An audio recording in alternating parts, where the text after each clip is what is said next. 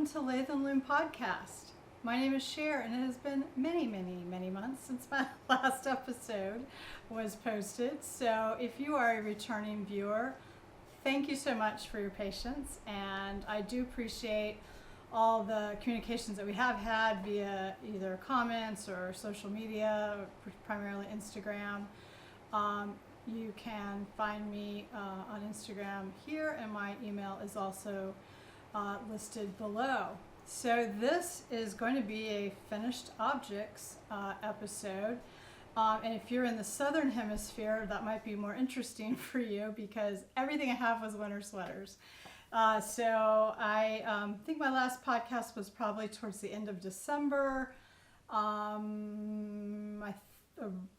think I was doing the double slippers for some gift knitting, and then life got busy and work got busy, and when I had time, I really just wanted to sit and knit. So, but I did finish all the winter sweaters that I had on the needles. You'll hear a little more about some of that. I was attempting to get some stuff done for a trip, and it's been so many weeks, and I have so much idea for content, and we had some travels that was content related. So I'm hoping I can just have a couple of good weeks of a lot of filming and have a little more regular production, if you will, out on the channel. So thank you so much. So it's been a while, so I'll just a little bit reintroduce myself. I am a knitter, spinner, novice dyer, novice weaver. I live in eastern North Carolina in the United States with my husband. We have two grown children who are out of the house, and I do work a full-time busy job outside of the home still. So I spend a lot of my free time in fiber activities, just have the luxury of being able to devote my my leisure time to that, and I do enjoy it quite a bit. So I think so we have 2, 3, 4. So one I'm wearing and 3 that are on the table there. So I will go through that with you, and then I maybe will share a little bit of some of the content that I have sort of as a preview. Hopefully that will be interesting to you, and if it's not, it'll be at the end, so you can skip there. So without further ado, we will move on to finished objects.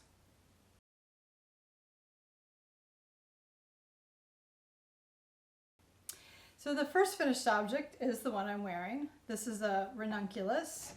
I'm going to look at my notes on my Ravelry page. I do try to put everything in my Ravelry link, or in my Ravelry project pages, including my notes for modifications, the yarn I used, trying to get better about total yarn weight, but most everything there. So I will link to my Ravelry page in the show notes, as well as I will, if I mention anything, shops or other podcasts or anything, those will be in the links in the down bar as well from the description. And if there's anything that I don't answer, please leave it in the comments or reach out to me via my email address, which is also listed below. I love to chat with you all.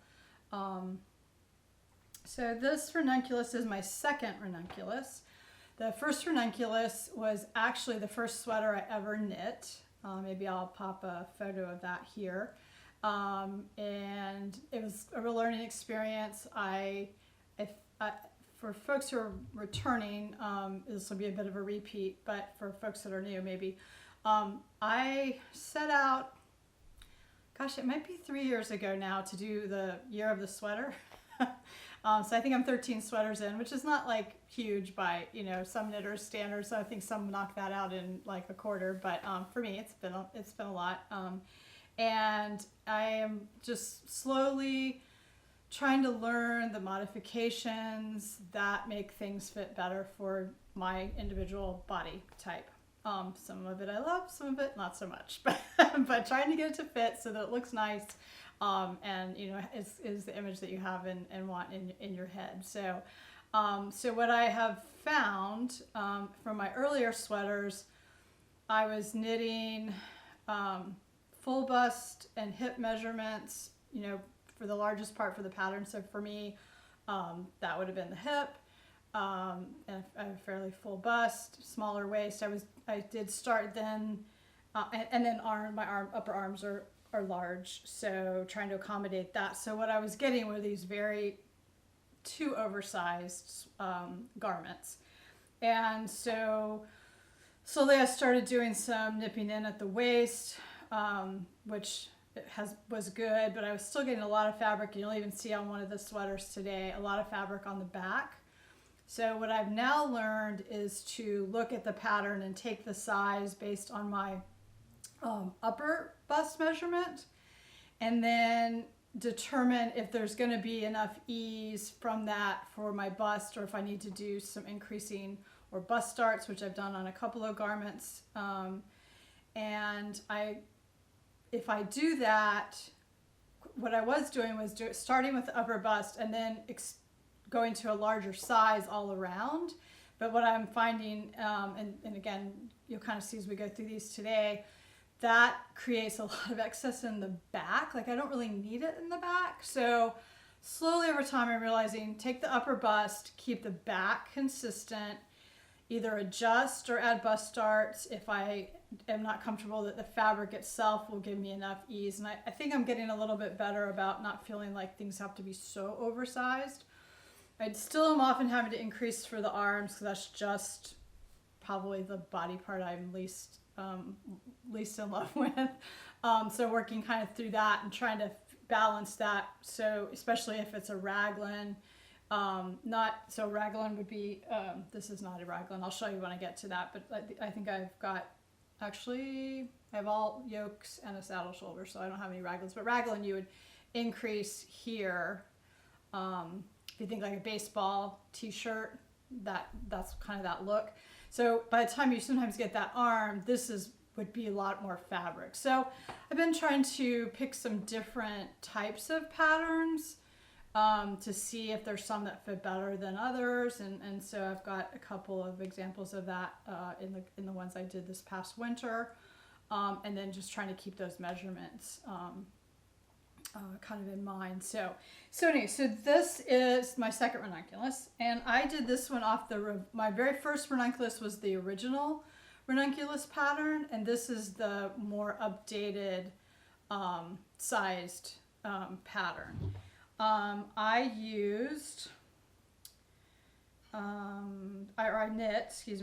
cast on for the size 4, holding one strand of Holzgarn super soft, and I used US 10 6mm needle. So I used yoke size 4 until section 4, because this is a round yoke construction, so you're increasing as you're going through each of the rounds. And then I worked size 5 for the raglan instructions. And then I knit one round, and then I increased to size 6 for the front and sleeves only. So I did not increase in the back. And then I knit the body, and then I did the hem for 8 centimeters. My first one, I had only one big skein of yarn, so I have these sort of modified sort of butterfly sleeves, flutterby sleeves. This one I did the full sleeve, so I'll stand up and just give a little bit of a twirl. I do have some finished objects pictures that I'll put in as well, but so I love these sleeves. I did the it's sort of an asymmetrical cuff. It got a little bit of a bell to it. You can kind of see, and an I-cord edge. The single strand of the, I'll take it off and when I switch to the other one and show you the single strand. I mean, you can see it's a pretty light, airy fabric because I just have a camisole on under it. I live in a pretty warm climate this part of the year. I found that this is actually really nice weight for the excessive amount of air conditioning that folks in my part of the country seem to need. But yeah, I think I'm happy with the fit. I think it's got the right amount of ease. It's not as oversized as the pattern calls for. I find that that does not actually do very well for me. I will say when I first started knitting with the Holtz Garn Super Soft, I thought, oh, this is going to be a slog. It felt very dry and crispy, but I had a whole cone of it, so I wanted to try. I will say it's washed up very nice. I would not call it super soft, but it's not like it's not scratchy. Well, compared to merino, some people might find it scratchy, but I can wear it next to skin just fine. I don't find it at all, and honestly, even just working with it, it got softer. When I blocked it, it got softer, and I suspect as I wear it and use it more, it will continue to get softer. But it had really nice, I think, definition in the lace patterning. I did the smaller neckline. I did use the cast on that's in the pattern, which I remember I could not figure out as a new knitter, so that was an improvement. I did not put any beading in like I did that first one, which I probably, if I do another one, which I actually just really like this. I like a black one now. It's just, I find it just throw it over something. It's kind of lightweight. It's really nice. It actually, I really so much like the gauge of it that I need a new lightweight black cardigan, and I have some black super soft. So I'm actually going to look for this same gauge.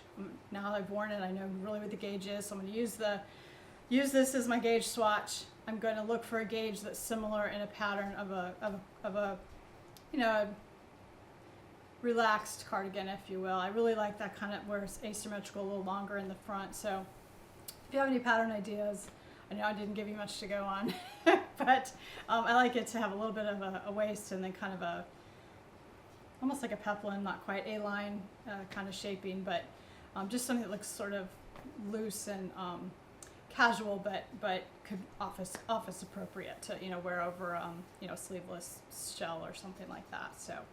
So that is the Ranunculus. So before I move on to the next FO, here it is, the Ranunculus, just on a hanger. Just so you can see a little maybe more up close texture, and don't know if the sleeve design will come across as, it's just a really interesting, it's just that tiny bit asymmetrical, and I don't know, I just love it. I like really long sleeves, so that's just kind of been fun for me for that. So, all right, moving on. Contestant number 2 is the Islington Pullover. So maybe I'll start by giving you an overall of this one, and then I'll give you its specifications. I loved knitting this sweater. I had bought, when it first came out, it is a pattern by Blue Sky Fibers. I'll give you the designer's name in a second. My local yarn shop had the yarn. I bought the yarn exactly as it is in the, as you'll see in the cover photo. Just absolutely fell in love with this. I cast this sweater on over the Thanksgiving holiday this past November. I zoomed through the yoke. It was so addictive and so much fun. And I did a couple of different things. So this sweater is a bottom-up knit. So let me give you the highlights, and then I'll tell you a little bit what I did. And I think I'm going to have to also switch back into the other sweater, because even with the air conditioning on, which I hope you cannot hear, it is a little warm. This is a very thick sweater. So let me go back here. So it is the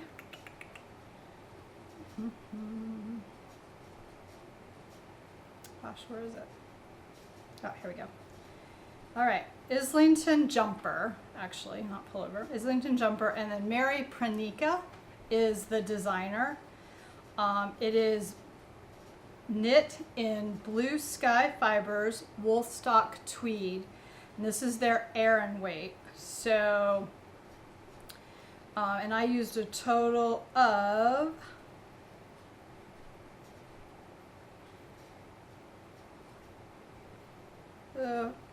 actually probably better. There's a number of, so it's actually rolled oats, which is the creamy color, and then sage rose,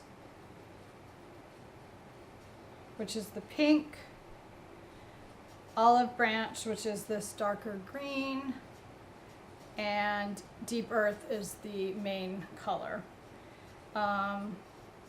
I swatched on US 9. I think the pattern actually, yeah, I swatched on US 9, and I did use that for my gauge. So it's knit bottom up, and I did not want to do that, not because I'm opposed to bottom up, but I'm trying to figure out the fit, and I wanted to kind of get the yoke done first. So I used a tutorial from Knitting the Stash, and I'll link that below. It was really good. So what I ended up doing was I cast on a provisional cast on around, I don't know, here maybe. Yeah, I mean just in the main color. And then I knit a couple of inches, and just see if I said, yeah. And then I also did provisional, so I knit up, so I had about this much fabric maybe.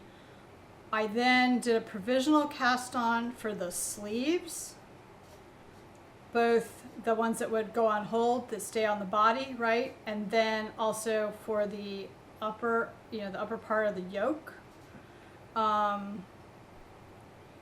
And then started the yoke work. It probably doesn't sound like it makes a lot of sense, but the tutorial is excellent. And then I also used, for the provisional cast-ons, I think in her video she's using waste yarn. I used try-on tubing, the lace tubing, so that it was really easy to pick up all of my stitches, and that worked really, really well. I also modified, the pattern has a plain collar. I modified for a folded collar, which I just think, as heavy as this sweater is, and I'll switch, and because I want to show you the inside, this just felt more substantial, and to me it felt like it fit the pattern much better. I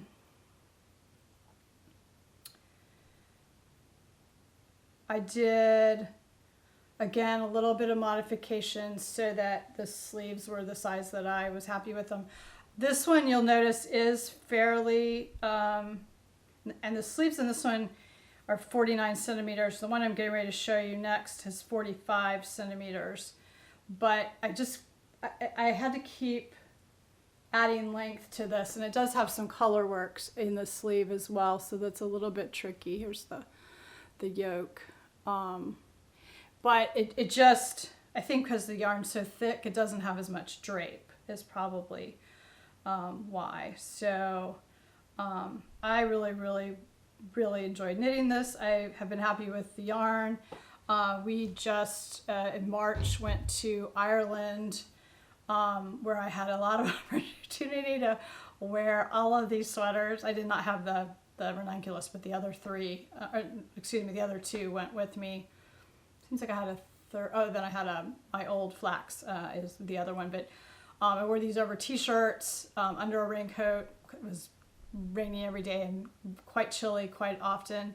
And these were just fabulous things. So I did purposely, like this one is think it's better in the back. So I do think I get a decent fit with the yoke sweater.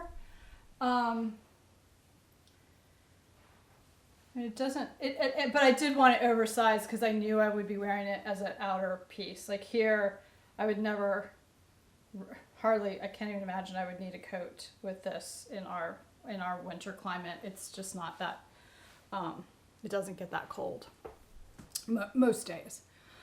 So anyway, so I will do a quick change and talk to you a little bit about the other modification that I made. All right, so here she is in all her glory. So the patterning of the thistle has knits and purls, so you do get like a little bit of a texture. I don't know if you can tell that or not. And then the detail again on the folded collar, which I think turned out really well. I'm very happy with that.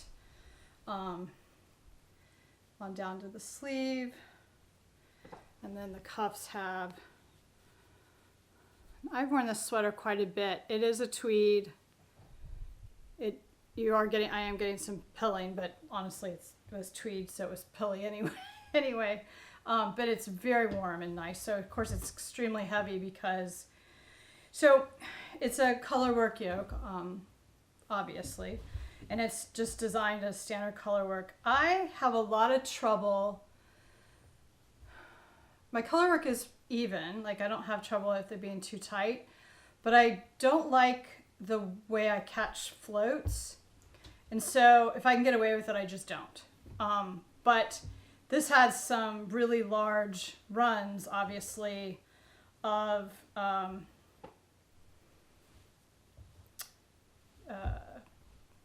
floats because of the spacing of those thistles.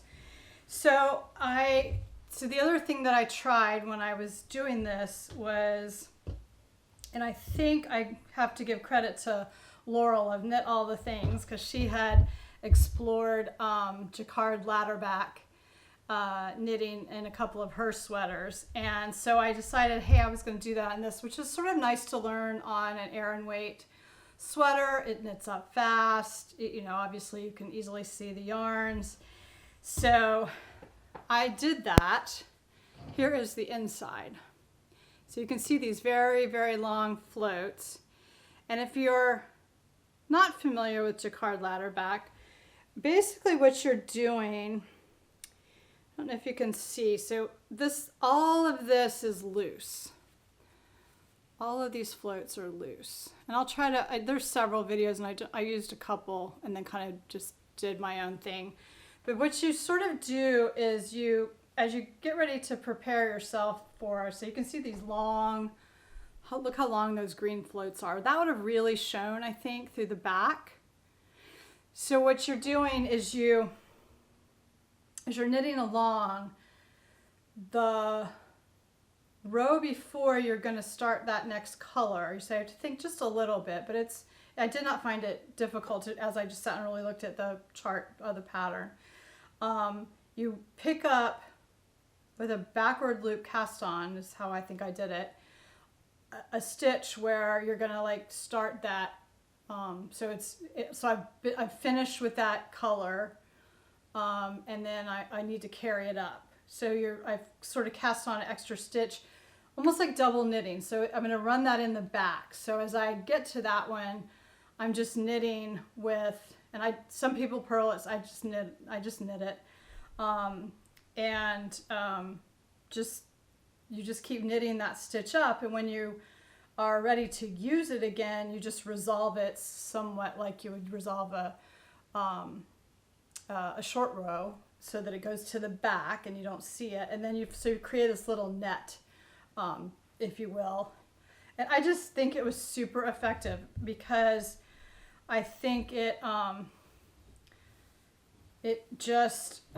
yoke is so pretty and smooth, exactly what I wanted it to look like. So if you haven't tried it, I waited the longest time, and after I did it, like so many knitting things, right? You're like, oh my gosh, why did I wait? Like that was so easy. I mean, it takes a little bit of thought and do it. I don't even know if I did it on a swatch or I just did it right on the yoke. But just, I think it was really, really effective, and I think the yoke work is really smooth. So that is the Islington jumper. All right. Next up, we have the Antler Pullover. This is a pattern by Tin Can Knits. It was featured in another episode, and I'll explain that in a minute. I was having some issues with it, but it is. I knit this in the large, extra large. It is a yoke pattern, and I used Mokhtari Traditional Collection 2-ply yarn for this pattern in the colorway Blackberry. The Antler Pullover is on US size 6 4mm, I think, for the ribbing, and US 8 5mm for the main knitting. It comes in sizes from 0 to 6 months all the way up to 6XL adult. So it, like many of the Tin Can Knits patterns, if you have not had the pleasure of knitting, they're very well written, they're very size inclusive, and basically you can knit one for the whole family. So it's extremely, this was a $9 pattern, so like you could knit a whole lot of sweaters. This is my first real cabled sweater. I don't really have any notes in here. I really just sort of knit it. So this was a bottom-up sweater, or this might be one where you can knit it either way, but I did knit it bottom up. So I did not play with the measurements. I did want it oversized. It is more oversized than I would like. It's a fairly, you can see it's fallen off the hanger, fairly large neckline. You can see the sleeve comes out. It does fit me nicely. I mean, I'll put it on in a minute. But these cables in this yarn are absolutely stunning. And I will say, as rustic as this yarn might look, and I have worn this sweater a lot. I have very little, let's see, I'll show under the arm. I have very little pilling, and it is lovely, like durable soft. Like, I don't know how to explain it. Like, it's definitely, like, it doesn't feel rustic, but it's just very lovely yarn. It's one of my favorites, and I knit another sweater with it here that we'll talk about in a minute. I mean, I have a little bit of pilling under the arm now that I'm kind of looking close, but definitely pretty hard wearing. So before I put it on, because the AC keeps coming on, so I know that it's definitely warmer up here than I thought. So I did knit it to pattern. Or the way the pattern was, and I knit it so it's bottom up. You knit the sleeves bottom up, which actually I loved knitting the sleeve first. And I think this is in the Tin Can Knits instructions. You can use it as a swatch, so brilliant, because I am not a swatcher. Also, it's just easy to knit. You don't have the whole body flopping around whilst you're knitting it, right? And then you join it, which I did, and then I knit the yoke, which, again, I mean, can we just look at the, it's so pretty. And it's all the way in the back too, obviously. It's, again, something that I thought, oh, that's so hard. I did not use a cable needle, and it's so much easier than it looks like it is. So again, highly recommend if you haven't jumped in. Let's go with that. So it's pretty. This one is, when I put it on, you'll see, is very large in the back. So this is, again, a lesson of like my sizing. By the time, and I actually did, if I recall, I think I did knit this twice. So of course, because I didn't gauge swatch, I cast it on, I got knitting, and it was I think this is in one of the prior episodes. Let's see if I can find it. I put it on and like 2 of me could have fit in it. It was huge. So I undid it, did it again. But the learning the construction from the bottom up, as I got ready to do that Islington jumper, is what made me think about, why can't I go ahead, provisionally cast on, knit the yoke, and then do the sleeves bottom down, and the body bottom down, more importantly, because it lets me kind of get the fit, in the body. So it was a really good exercise. I would do a bottom up again, but it worked fine the other way. But I would just definitely know. So the problem with this sweater is, and this again is featured in one of my fall episodes, is the way you do that, you then have to graft the sleeves. So you have, you've got your sleeves, you've attached them at the yoke, right? You're using those stitches as part of the yoke, and that's how you're picking up. So you're going around the body. You have body stitches and the bottom or the under part of the sleeve on waste yarn or cable or something, and then you're casting on yoke stitches for the top, or you're picking up, the top of your sleeve is your yoke stitches, and then you're knitting up for the yoke, which I liked doing the decreases more so than I like doing increases, so I did like doing the yoke bottom up, which is why I did the Islington jumper that way, so I could still do it bottom up, but then I could do the bottom part top down, if that makes sense. Anyway, so I got done, and I'd added a lot of stitches for the sleeves. Apparently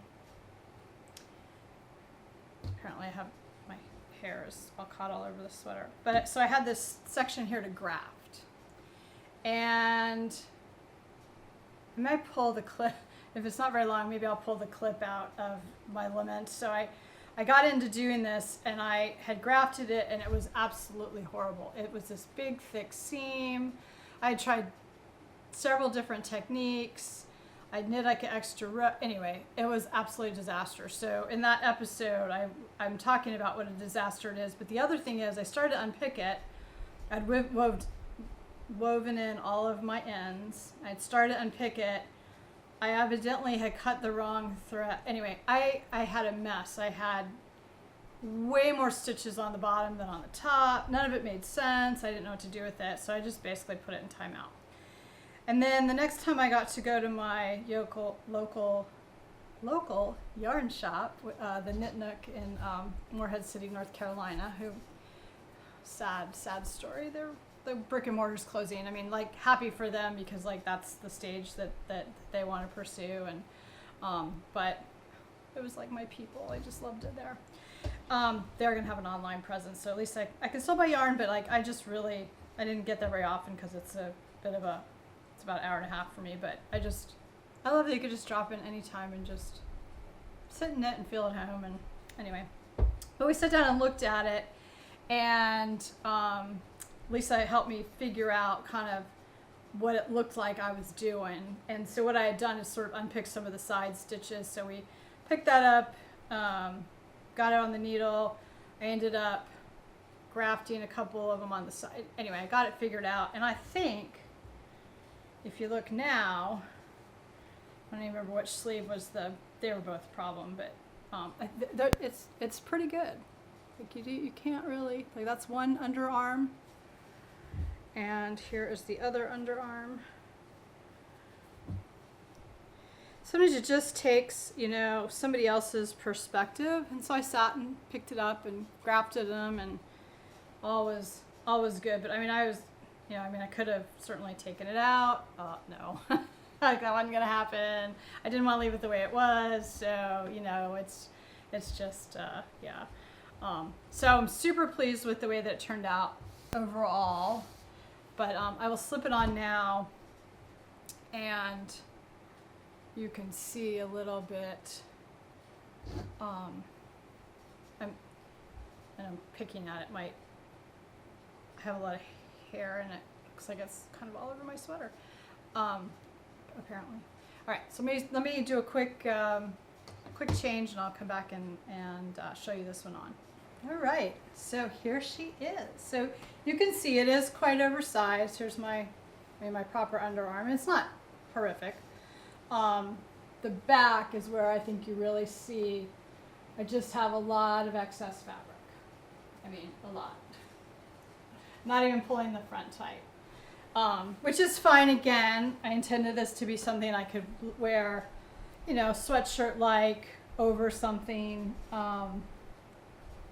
I cannot say enough good stuff about this Mokhtari traditional collection yarn. So Mokhtari is a farm in Southwest Virginia, so local, regional-ish to me rather. And I just love that, you know, being able to support a family farm like that. But I love also that it's actually pretty affordable, and it just feels like it's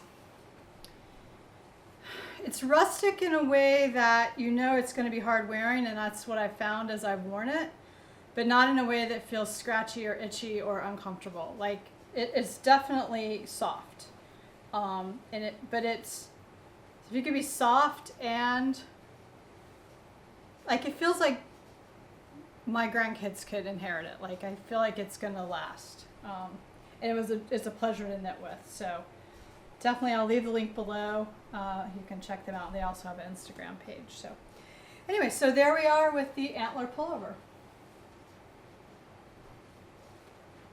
If I were to do it again, and I probably will at some point, I think I'm happy with the yoke fit. I would just have to size down the body, and I don't know if I would. There's actually, I mean, the yoke is not too big. So I don't recall that I reduced, but I'd have to kind of go back, and I did not take very good notes on this one, it looks like. So just, I don't know if I would increase just below the bust, maybe. I don't know. I'm not sure what I would do different, but maybe that's just how this one will have to be.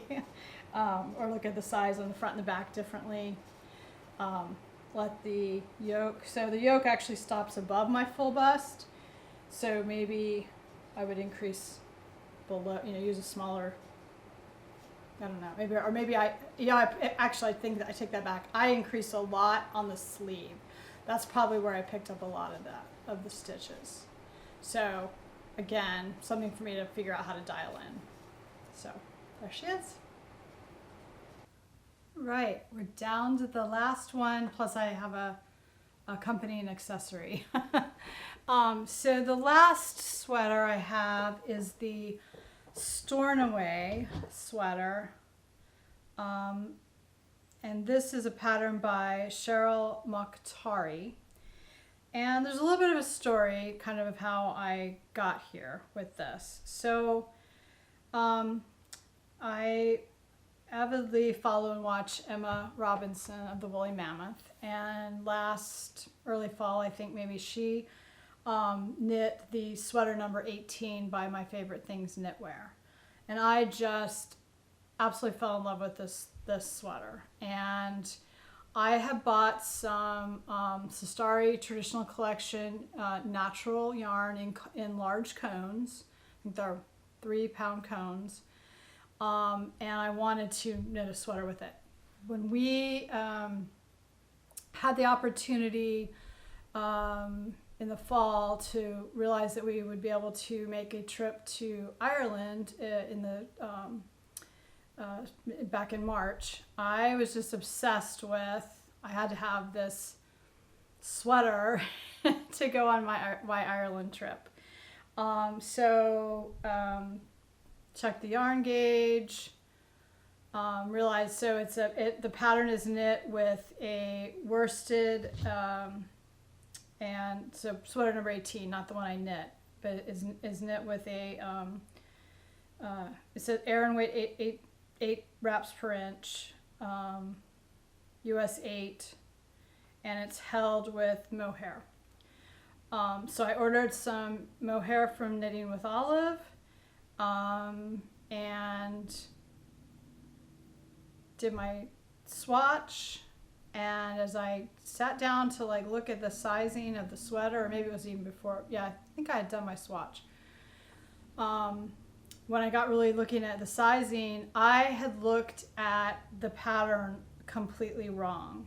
So it says so again, sweater number 18 by My Favorite Things Knitwear is extra small to XXL. And in the notes, the measurements and the circumference, I don't know, it looked like it would be fine because the finished circumference of the 2XL is 56 inches. Now, when you actually dive into the pattern, so I went over to the website, purchased the pattern, actually downloaded the pattern, if I'd have read it, I probably would have noticed that this pattern is knit with 975 to 1175 positive E's. So a lot of positive E's. So if you take that off of the 56 inches, this is not a very size inclusive pattern, which is fine. Like, it's one of their older patterns. It's not a comment to the designer. Not everybody has to make everything fit everybody. But I was kind of disappointed that it being such a large designer that was the problem. But it was really my fault. So there I have now. I've got my yarn. I've got this pattern in my head. I've done my swatch, which I never do. And I want this sweater for my trip. So I did a kind of a reverse search in Ravelry, put in the gauge that I had because I needed to use the yarn that I had purchased. And up popped the Stornoway sweater by Cheryl Mokhtari. So now this one you can see it's knit with stripes, but if you really kind of look at the patterning on the sweater, it has some similarities. It's not identical, but it has some similarities to the look that I wanted from the other sweater. And I was just thrilled that it was the same gauge. I'd already done my swatch. I have my yarn, so like I just cast on with Wild Bound. And I will say, I did make half a thought to trying to adjust the other pattern for my size, but the construction is similar to this one. Like it would not be one that I was familiar with the construction enough. It wasn't a simple raglan or something like that, or a yoke that I could have made that adjustment easily. So I can't remember if that one's a saddle shoulder or starts the way this one does, and I'm forgetting now. I think they call this a tailored shoulder. I'm not remembering the name, and it doesn't say. But so let me read you about the actual sweater that I did do. So Stornoway sweater by Cheryl Mokhtari, who's Coco Amore. She knit hers in Sandisgarn Pure Ghent and Filcolana Peruvian, or Cher Silk Mohair, or Knitting for Olive Silk Mohair. So I had the Knitting for Olive. I had my Sistari worsted, or I think mine's actual DK weight was what I used. So it says, features stripes and a texture with an oversized fit and modern look. First, the back is knitted back and forth with increases to shape the shoulders. Stitches are then picked up from each shoulder while shaping the neck. The front is joined and knitted back and forth. Once complete, once the front and back are joined, stitches are cast on for the underarms, and then it's knit in the round. It's sizes 1 through 11 with a bust circumference of the finished garment 119 to 194 centimeters. I think I converted for mine, but it's not on the pattern that way. And then she's got very good measurements all through what that is, and then the colors and the sizing guides. So this one is also designed to have 43 centimeters of positive ease, which is, here's the math. I can do it in my head, but not that fast. So I cast on So I looked at, for my upper bust, 41 inches, full bust of 48 inches, and my under bust is 40 inches. And if I calculated that with the 43 centimeters of ease recommended in the pattern, it would have been size 8. I thought that was probably going to be bigger than even I wanted for a large sweater. I don't think super oversized looks great on me, so I went down to a size 7. My main needle was 5 millimeter US 8, and I used a 4.5 millimeter US 7 for the ribbing.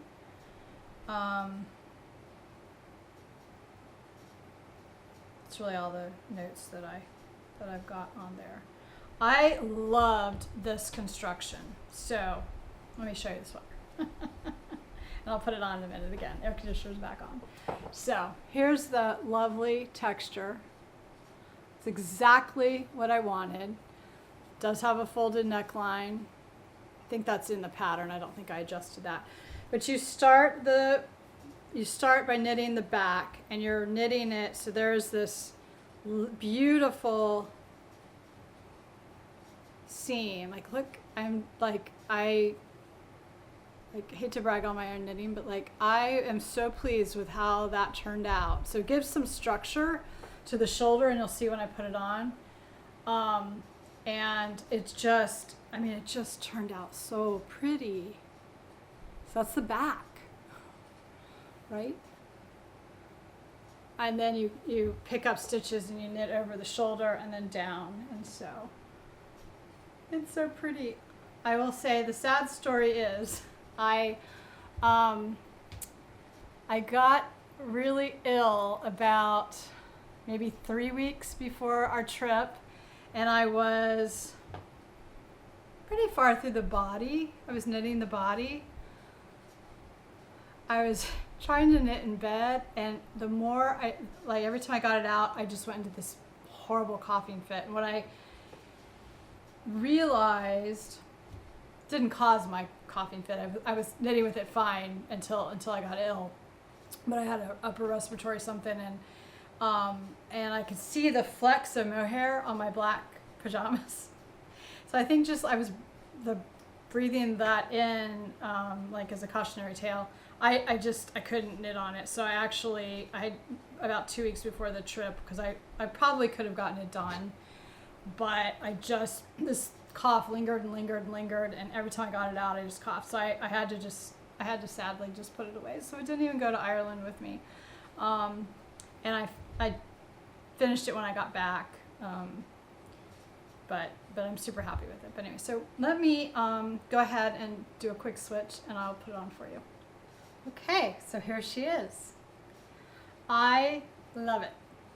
Now it is, you can see, it's quite oversized. That is the style. Again, not quite as oversized as the pattern called for. And so yeah, I kind of wonder if it makes me look like a Michelin woman, but that's okay.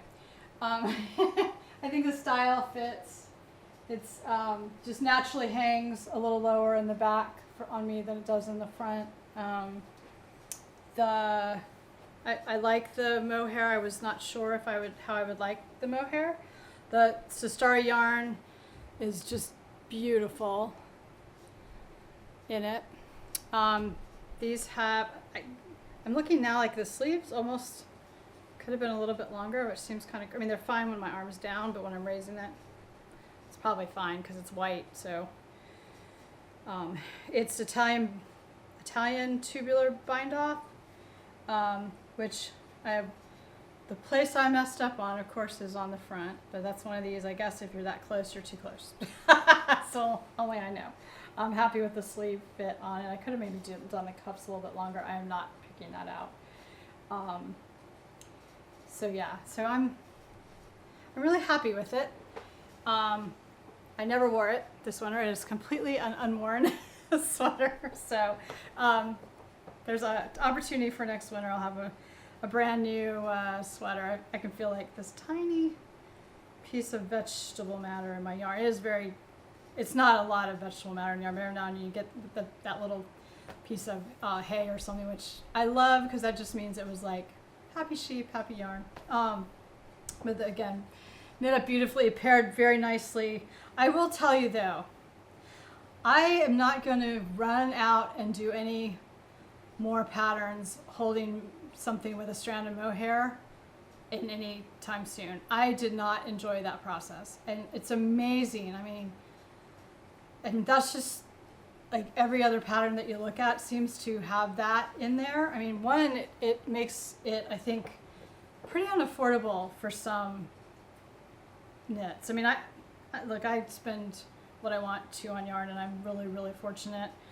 But even I have kind of my limits. I would not do that on. I mean, you're basically doubling the price of your yarn. So, although I do say the knitting with mohair silk, or excuse me, knitting with olive mohair silk was lovely, and I thought it was actually pretty reasonably priced, even with the shipping in. Like I think it was my first order, so I think I got free shipping, and it does go a long way. So I do think it was a nice value, and I did like the yarn itself. I just did not like the process of having it double stranded. I do knit other things with 2 strands of yarn.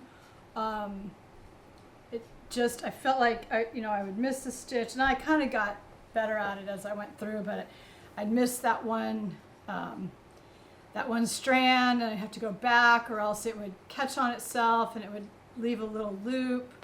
So I was just like I was constantly dropping down and fixing stuff in the beginning. After a while, I was like, I'm gonna pull it through the back, and nobody but me will know. And I didn't have to unravel much, so I don't remember it being a problem, but I've heard people say it's hard to unravel if you need to with a mohair strand. It does make a beautiful fabric, though. So, I mean, without question, you gotta try it and make your own opinion. I think it'll wear lovely. I think it's a knit that I will really, really enjoy. It came out exactly as I'd envisioned, which thankfully, after as long as it took me to get there and all the trials and tribulations, I am super, super happy with this knit. I loved this shoulder construction. English tailoring. Anyway, I'm gonna find it.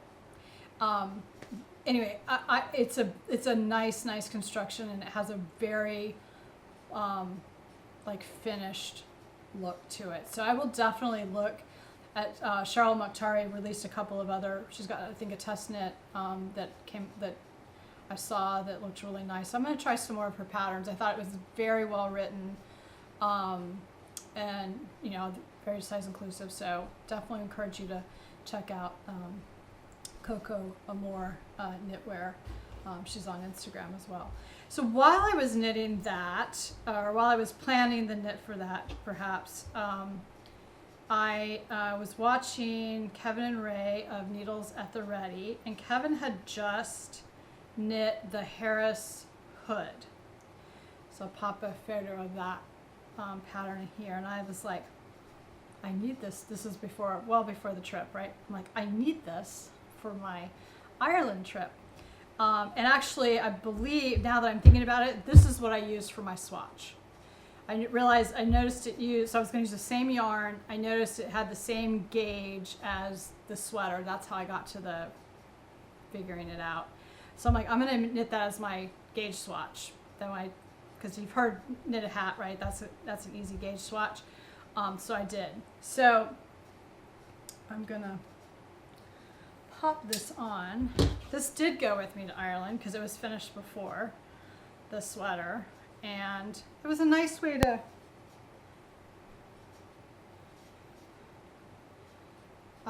get. So it's got this double folded brim. It was great under my rain, the hood of my raincoat, because it added that extra layer of warmth. I actually think I wore it on the plane because it was freezing cold all night. And I do have a few, my photos it was very cold and windy at a beach, and we tried to take some finished object photos, so I'll pop those in. They definitely did not turn out the way I had envisioned, but Anyway, it was a great thing for a swatch. It knit up good. I loved the construction of it. I'm trying to think. Seems like you start here, knit the hood, do the ribbing, and come back and pick up the band. So I think it's something that I will get. I'm pretty cold natured, so even though we don't have a cold winter, I do like something on my head on occasion, and it just was it's just a nice, easy thing. I'm not a hoodie person, although I am currently knitting a traveler hoodie. I thought it was nice. I thought it was a nice piece to go with the sweater. So that is the Hirose hood, and I didn't tell you about that. Now my hair is probably a complete and utter disaster. We're gonna go with it. So the Hirose hood,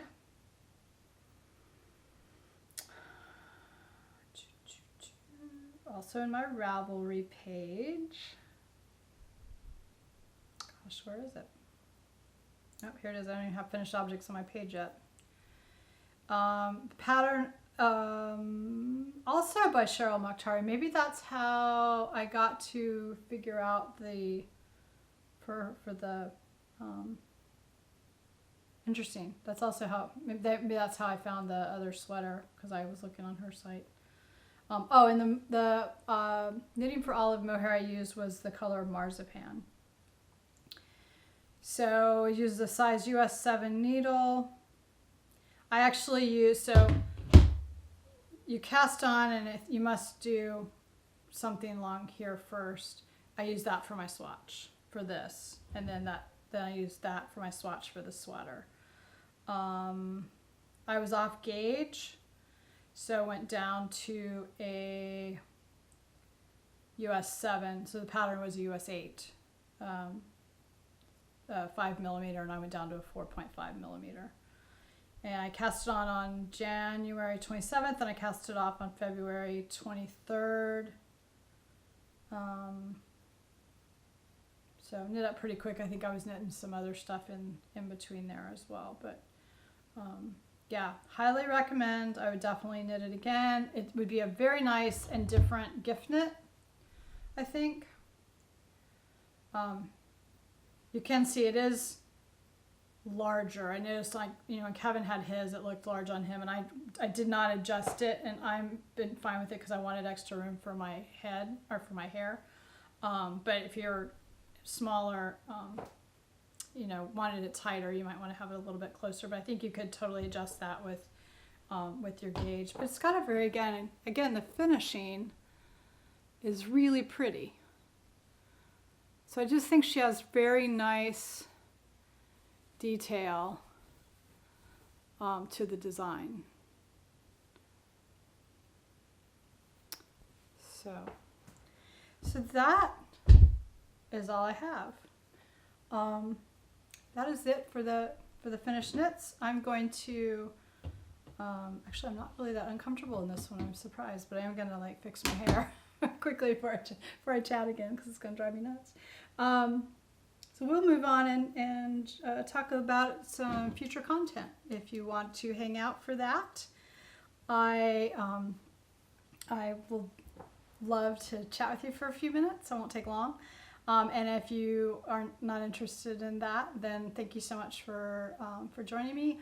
Would really appreciate. I am a very, very small channel. Clearly, I have not grown because I've not posted in months.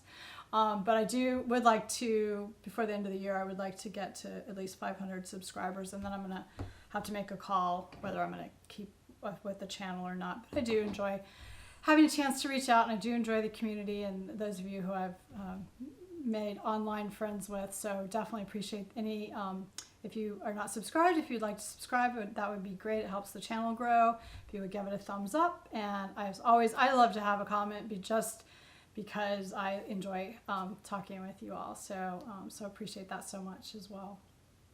So for future content, so this is my FO episode. I really, as I knit through these sweaters, I really I was really quite monogamous. I stayed on one project, I finished it, with the exception of the sweater that got into timeout, and then I went back and then finished it, you know. So I was really trying very hard, even as I was casting on something new, to finish something old that had been lingering, because I had a lot of whips a couple years ago and I'd really like pared that down. I did that so well, and then I don't know, a month or so ago, it's like cast on all the things, like everything, you know, summer stuff, I've got winter stuff,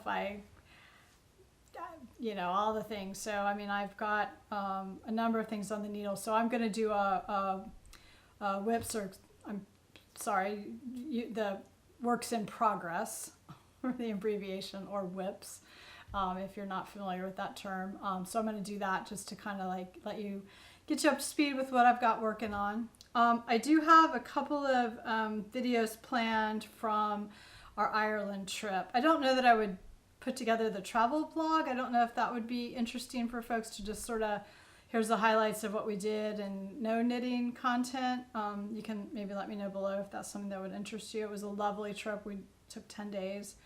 And I'll talk about that a little more in context to a couple of the other videos. I did have the opportunity to go and tour the Cushendale woolen mill. They were very generous with letting me video and photograph, purchase.